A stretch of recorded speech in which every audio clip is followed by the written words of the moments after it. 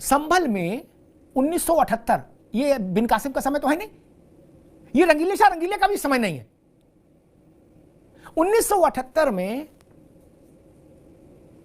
हिंदुओं को घेर कर मारा गया, नृशंसता पूर्वक काटा, अंग भंग करके, और उसके बाद टायर डालकर आग लगा दी गई, उनको भस्मीभूत कर दिया गया। उन परिवारों, अशोक जी सुन लीजिए, उन परिवारों के लोग आज कह रहे हैं कि हमको अपने बाप का शव नहीं मिला, हड्डियां नहीं मिली, हमको अपनी मां महतारी का शव नहीं मिला, हड्डियां नहीं मिली। तो घास और मिट्टी मिला, गोबर मिला के पुतले बनाए, उन पुतलों का दाह संस्कार किया बाद में। ये भाईचारा है। और आप कहते हो इस भाईचारे को आप गोली समझ के पानी के साथ निकल जाओ। अच्छा तमाशा है भाई। मैं लोगों को कहते सुन रहा हूं, पुरानी बातें नहीं करूंगा आज औरंगजेब की, मैं लोगों को कहते सुन रहा हूं, संभल से भाईचारे की सदा आती थी। इस भाईचारे को तो तत्काल प्रभाव से विदा करना चाहिए, जो ऐसा घृणित और जघन्य भाईचारा हो, जहां लोग जिंदा जला दिए जाएं, उनके शव नहीं मिले उनके परिजनों को, जहां दिवाली नहीं मना पाए लोग, जहां होली नहीं मना पाए लोग। वो लोग कहने कि हम भाईचारा लेकर आए थे, आप चारा समझ रहे थे और खुद को भाई। ये कहां से मंदिर बंद हुए? वो लोग, अभी किसी ने कहा था कि, और ये प्रचार हो रहा है कि रस्तोगी साहब के पास चाबी थी। हां जी, मैंने कभी इनकार नहीं किया, उनके पास थी चाबी, लेकिन रस्तोगी साहब के बाप और बाबा जब जला के मार दिए गए तो वो वहां पूजा करते बैठकर। वहां तो शासन शफीकुर रहमान बर्क का चलता था अशोक जी, मुलायम सिंह यादव का भी नहीं चलता था। वहां शफीकुर रहमान बर्क का शासन चलता था, न मायावती का न मुलायम सिंह का, संभल में। और जो लोग संभल से परिचित होंगे अच्छे ढंग से, वो मेरी बात की तस्दीक करेंगे। बताइए, 250 लोग मार दिए गए।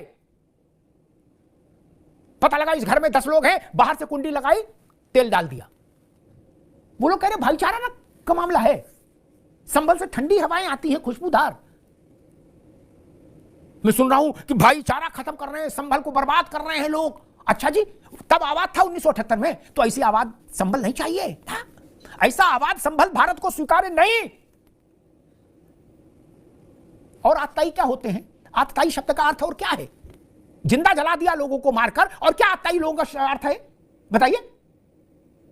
और क्या अर्थ है? कोई और अर्थ है क्या? ठीक है अशोक जी, ये नहीं चलेगा।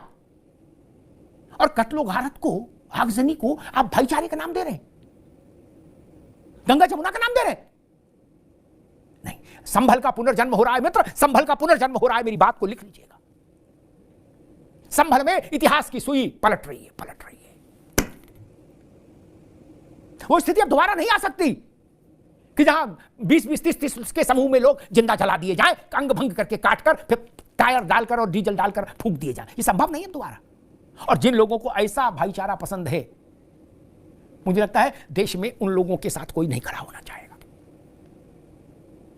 सद्भाव हो तो प्रामाणिक हो, ईमानदार हो, संभाव वाला हो।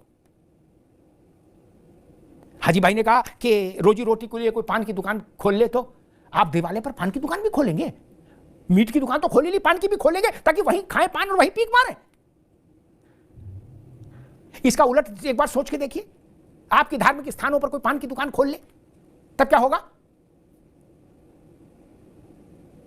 ये भाईचारा की बात है। गाजी किसको कहते थे रावत जी? आपको तो अंदाज होगा। जिसने जितने हिंदू मारे वो उतना बड़ा गाजी। अकबर ने क्या ये उल्लेख नहीं किया कि मैंने 30,000 हिंदुओं का कत्ल किया, इसलिए वो भी गाजी। और आखिरी बात कह के बात खत्म करूंगा। भारत के एक बड़े राजनीतिक परिवार पर के बारे में कहा जाता है कि उनकी 3 पीढ़ियां बाबर की कब्रगाह पर गई हैं अकीदत पेश करने। 3 पीढ़ियां क्यों गई मुझे नहीं पता। बाबर भी गाजी था क्या?